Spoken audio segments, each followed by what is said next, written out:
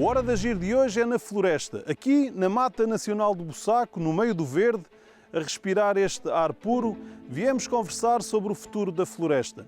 Este que é um dos mais importantes ecossistemas terrestres, maioritariamente composto por árvores, a economia olhou para ele durante muitos anos de uma forma quase exclusiva como fonte produtora de matéria-prima, valiosa, a madeira, mas com as alterações climáticas e uma nova sensibilidade descobrimos que a floresta pode ser mais do que isso. Com as temperaturas a subir de forma vertiginosa, nesta Hora de Agir vamos compreender o importante conjunto de serviços que elas nos prestam, no sequestro do carbono da atmosfera, na regulação do clima ou na purificação da água. Vamos conhecer que espécies são estas de plantas e animais que habitam estes lugares repletos de vida, mas vamos refletir também sobre o valor socioeconómico, sobre que produtos nós podemos retirar de uma floresta em pé. Nós deixámos de ser amigos das árvores. Quando há 8.000 anos começámos a mudar esta floresta, pelas razões de hoje, mas com menos intensidade. A nossa civilização precisou de cortar árvores para a madeira e de espaço para a agricultura. Até aos dias de hoje, nós alterámos praticamente toda a floresta. Mais de 99% é diferente de alguma forma. Existem no mundo 760 mil milhões de hectares de floresta temperada, onde estão depositadas quantidades enormes de carbono. Elas situam-se entre os 25 e os 55 graus de latitude nos hemisférios, a norte e a sul, e estão marcadas pelas 4 estações do ano: primavera, verão, outono e inverno. Mas a maior área é ocupada pelas florestas tropicais junto ao Equador, com mais altas temperaturas e precipitação durante o ano. A floresta boreal nas regiões subárticas tem espécies muito resistentes ao frio e cobrem extensas áreas na Sibéria, Rússia, no Canadá, no Alasca, Estados Unidos, ou nos países escandinavos do norte da Europa, como a Suécia, Noruega e Finlândia. Temos outros tipos de floresta, subtropicais, de monções e também as florestas de mangal, muito importantes pela sua biodiversidade e capacidade de sequestro de carbono. É este sequestro que faz com que 50% deste dióxido de carbono fique na atmosfera, porque existem 2 grandes aliados: o oceano, que absorve 20% do carbono, e as plantas, que através da fotossíntese sequestram os restantes 30%. Por isso, preservar e proteger a floresta e as suas árvores, porque ao fazê-lo, estaremos a aumentar a capacidade de diminuir a concentração dos gases com efeito de estufa na atmosfera e, ao mesmo tempo, usufruir de tantos outros serviços que prestam a este enorme ecossistema do qual fazemos parte. É porque não podemos perder este serviço dos ecossistemas que as florestas nos dão gratuitamente todos os dias, que nós vamos estar aqui à conversa com Paula Castro, com Hélder Viana. Bem-vindos. Obrigada. Paula, como é que nós podemos fazer para que estes ecossistemas se mantenham vivos e saudáveis, para nós podermos aproveitar as árvores e toda esta realidade bela em prol do combate à crise climática? Gerir ou usar estes habitats, ou estes ecossistemas, ou estas espécies, de uma maneira sustentável. O termo é, de facto, a sustentabilidade, de uma forma que sustentável é o que dura para sempre, não é? Sim, que esperemos que dure pelo menos para as gerações futuras e que as gerações futuras adotem os mesmos procedimentos para que as seguintes continuem a usufruir dos vários bens, serviços que estes ecossistemas, incluindo as florestas, nos dão. Que serviços são estes que as florestas nos dão? Porque durante muitos anos a economia olhou para elas como uma fonte produtora de madeira. De uma forma simples, os serviços é tudo aquilo, são todos os benefícios que o ser humano retira da natureza, direta ou indiretamente. Portanto, das florestas nós retiramos imensas coisas, produtos ou serviços. A questão do turismo atraem também pessoas ao território? O turismo tem benefícios até de saúde. Há estudos que dizem que as pessoas que fazem desporto em sítios de floresta, de ecossistemas verdes, têm melhor saúde do que fazer, sei lá, no ginásio, por exemplo, a mesma intensidade de exercício. Portanto, há aqui um conjunto imaterial, não é? Associado ao valor. Agora, a questão é que valor é que a sociedade, que a economia lhes dá. Neste ponto da exploração da madeira, que hoje é um ponto muito presente, hoje desmata-se para produzir madeira e também para abrir espaço para a criação de gado e da agricultura, a silvicultura tem aqui um papel muito importante na procura desta sustentabilidade, de uma exploração sustentável da floresta. Como é que isto pode ser feito? Estes serviços de ecossistema são de facto um complemento a uma atividade económica, eminentemente económica. Nós não podemos descurar que de facto a floresta representa para o país 5% da atividade industrial, do qual a silvicultura é uma parte também fundamental. Se nós não tivermos uma exploração da floresta ordenada, com políticas de facto localizadas no terreno que fixem as populações, não conseguimos de facto aproveitar estes serviços do ecossistema. Cerca de 50% do território português é coberto por florestas e mato. E esta metade do território há uma predominância muito grande nestes 50% do eucalipto? Sim, cerca de 26%, não é? É eucaliptal, cerca de 20 e poucos pinhal e também quase a mesma área de sobreiro.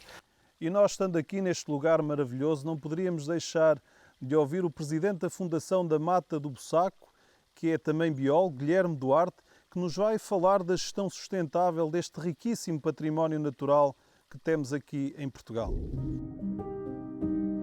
Quando falamos da questão da sustentabilidade, e se entrarmos pelas portas de Coimbra, que era a única entrada da mata à época em que a cerca foi feita, encontramos um extrato de uma bula papal do Papa Urbano VIII, no ano de 1643, em que ele já decretava em que era expressamente proibido o abate de árvores.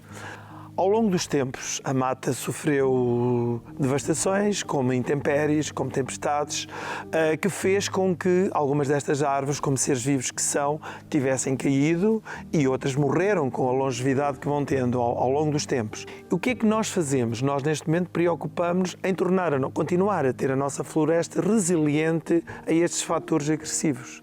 Nomeadamente, estamos permanentemente no combate às plantas invasoras, estamos a fazer com que as mesmas não ocupem os espaços que nós queremos das nossas árvores e, por outro lado, continuamos a plantar árvores de forma a continuarmos a ter uma floresta capaz, resistente, para ao longo dos tempos perdurar.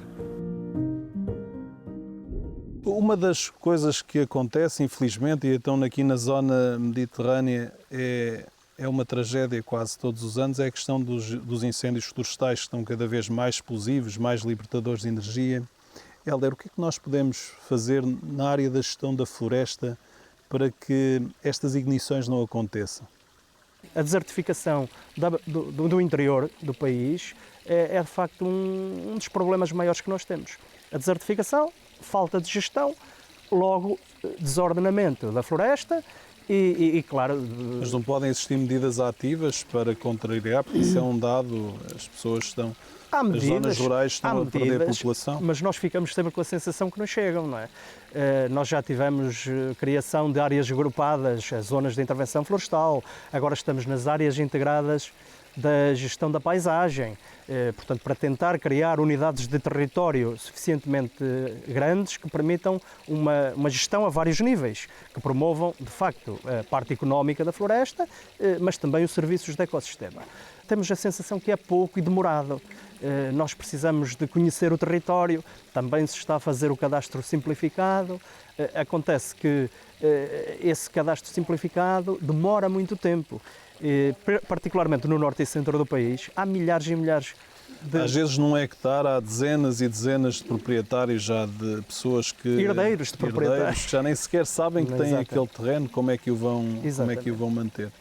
Paula, esta gestão integrada envolvendo vários stakeholders é muito importante para evitar estas tragédias que acontecem todos os verões. Parece-me que é o único caminho neste momento que nós podemos seguir. Se não tivermos estes processos de co-criação, de partilha de responsabilidades, de envolvimento nas decisões, eu creio que será muito difícil nós termos as pessoas gerando economia rural, gerando empregos. Eu acho que vai ser muito difícil termos esta gestão tão desejava. Para além deste envolvimento das várias partes interessadas, stakeholders, como é que nós conseguimos planear melhor? Que medidas é que podem acontecer? Por exemplo, fala-se muito que nós hoje perdemos o corte do contínuo florestal, porque perdemos a agricultura de montanha. Como é que nós podemos recuperar isso se as pessoas já não existem no número que existiam no território? O planeamento é uma fase que exige tempo e nem sempre a velocidade a que andamos e os compromissos legais e até a duração dos projetos de investigação e outros projetos têm que obedecer a estas questões, temos limites e, portanto, o planeamento requer uma fase de consulta, de conhecer o território, de conhecer quem lá vive, de conhecer as suas características, conhecer as suas florestas e de fazer uma análise SWOT, não é? Aquela de conhecer as oportunidades, as ameaças, as suas forças e fraquezas e a partir daí, em conjunto, então, delinearmos ou em cocriação os tais caminhos possíveis. Moçambique é um país de extensas áreas florestais e a boa governança destas áreas é muito importante e nós fomos ouvir o que Osvaldo Menezes tem para contar sobre esta gestão e sobre o projeto Reforest. Moçambique é um país bastante rico em florestas e bastante rico em biodiversidade, a razão pela qual a Rede Nacional de Áreas Protegidas também é visível. 26% do território nacional é ocupado por áreas protegidas e Moçambique, de certeza, que está no ranking dos países com maior extensão de área territorial em conservação, dos quais 7 são parques, 12 são reservas nacionais. Também conta com 3 áreas de conservação comunitárias de recursos naturais. Portanto, este é um acervo bastante grande comparando com a realidade dos outros países. E hoje em dia existem vários programas, um deles que se chama Reforest, é um programa que visa formar cientistas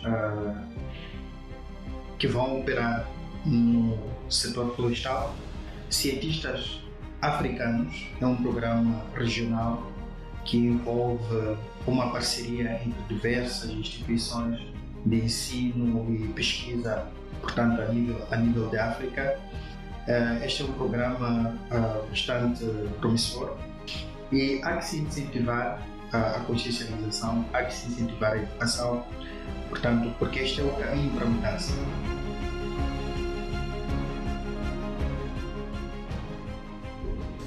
Helder, uma das ameaças que também acontece, para além dos incêndios florestais, são as pragas e doenças que também têm nos afetado e com as alterações climáticas, com o aumento das temperaturas, têm de facto aparecido novas doenças. Que estratégias é que podemos ter neste capítulo? Esse é um problema de facto muito complicado.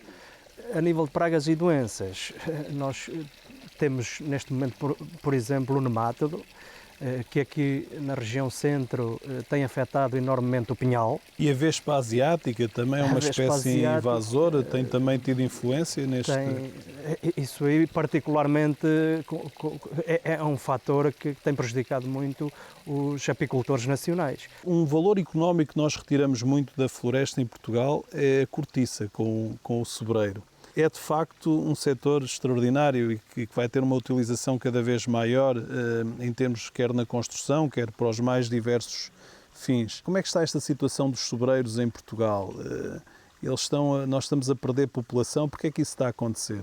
O sobreiro é uma espécie nobre, é uma espécie nacional até, e o que tem acontecido é que também fruto de pragas, mas essencialmente com adaptações a secas mais intensas e prolongadas, a falta de adaptação tem de facto feito diminuir e para além de diminuir, é impedir o sucesso de novas plantações. Paula, tem alguma ideia de como é que nós podemos atuar no sentido de estancar esta perda que estamos a ter?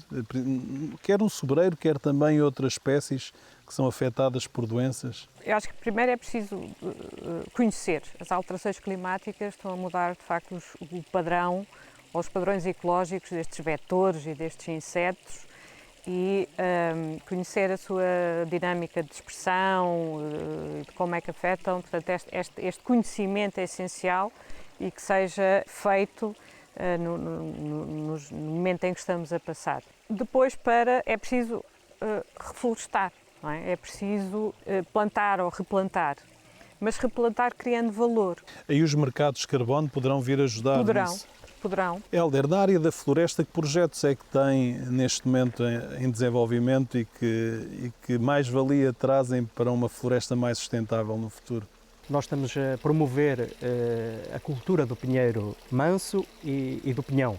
E temos, de facto, apoiado esta cultura emergente que tem uma atratividade económica muito grande para os produtores, chamado o caviar da floresta. O pinheiro manso, por exemplo, aumentou, segundo dados do INE, cerca de 40% em 10 anos, o que é extraordinário. Isso é extraordinário. Mas isso fica só apenas pela produção do pinhão ou já na cadeia de valor, já há indústrias a fazer também a transformação para termos um produto made in Portugal? Ainda não. Esse é que é um dos grandes problemas. É que, de facto, a grande mais-valia da transformação do pinhão é feita aqui pelos nossos vizinhos em Espanha, mas, de facto, para lá caminhamos. Paula, que área de investigação está neste momento a desenvolver relacionada com este tema da floresta? Eu estou a colaborar também neste projeto Forest for Future, num outro projeto piloto, que é de avaliação e monitorização de serviços dos ecossistemas, ou de alguns serviços ecossistemas das florestas, mas a minha área de investigação tem passado, nestes últimos anos, por mapear ou identificar, arranjarmos indicadores de serviços de ecossistemas, quer florestas, quer agrícolas, quer também urbanos até, e partilhar com os atores locais, com outros stakeholders, partilharmos conhecimento, chamá-los à conversa e, em conjunto, delinearmos estratégias de valorização do território, valorização económica e de valorização dos serviços de ecossistemas. Obrigado, Paula, obrigado, Hélder, por esta conversa nesta magnífica Mata Nacional do Bussaco. A história da humanidade é uma narrativa de deflorestação. Desde as primeiras florestas impenetráveis e densas que eram uma barreira à locomoção e à descoberta, à exploração de novos territórios, algo muito presente naquele que foi o empreendimento humano. A floresta dificultava também a caça e a agricultura, ocupando um espaço que era necessário para o cultivo e pastoreio. Mais tarde, o homem olhou para a floresta como um lugar onde poderia obter um recurso natural muito valioso, principalmente a madeira, que era utilizada para a construção ou como material combustível. E a história não mudou. Há 5 séculos, por altura do Renascimento, surgiram as primeiras tentativas de gerir, de utilizar de forma mais racional os recursos da floresta. Mas 500 anos depois, este continua um objetivo por cumprir. Tal como os nossos antepassados, hoje continuamos a desmatar com o mesmo objetivo. E num tempo de incríveis progressos na ciência, continuamos a deixar arder a floresta e com ela a vida e os enormes serviços que elas nos prestam. Mas apesar destas agressões, tantas vezes criminosas, a floresta resiste, a vida resiste. E num tempo de crise climática nasce uma nova sensibilidade, um novo cuidado, onde a floresta e as árvores são nossos aliados para a defesa do futuro do nosso modo de vida, absorvendo o carbono, regulando o clima, purificando a água ou descobrindo este valor socioeconómico que aqui existe ao mantermos uma floresta em pé. Esta foi a Hora da Floresta. Desde a Mata Nacional do Bussaco, um abraço amigo e até para a semana.